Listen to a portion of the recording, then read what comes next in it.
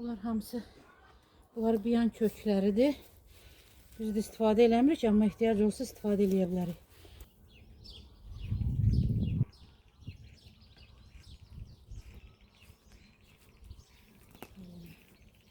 Yine Marina Krasilne kökü kesildi. Kırmızı kökü var. Çok güzel böreğin daşını tökür. Otunu da içmək olar. Yapışkan otu da deyirlər buna. Adama yapışır belə. Yenisinden o her şeye yapışır.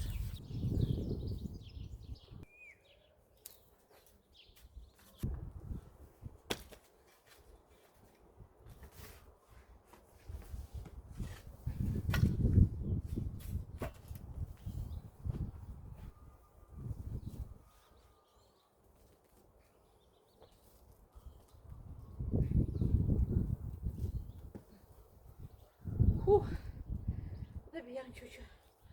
Ne böyle bir yan kökü.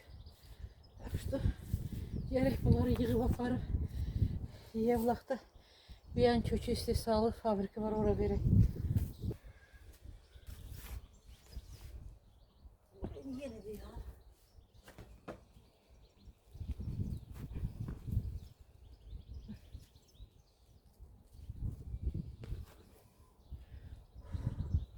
Bu yer belirlemek olmadı bence.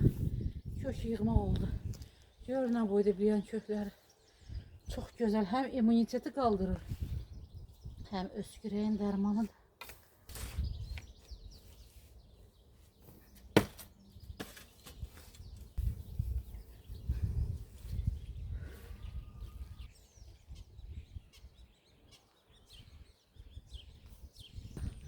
Kırmızı kökü.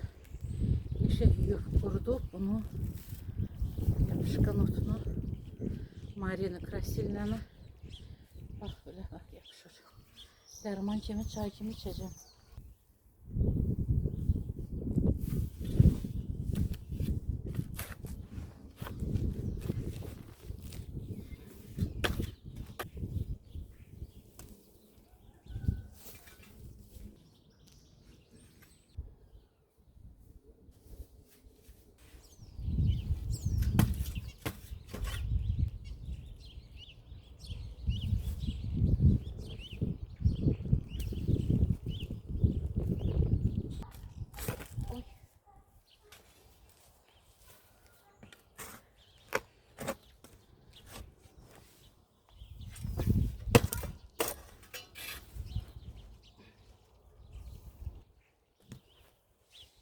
Biyan.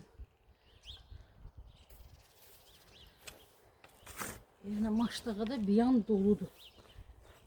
Kim biyan yığmak istese gelsin maçlığı da biyan yığsın, aparsın. Biyan kök istehsalı birliğine təhvil versin. Bir pul kazansın.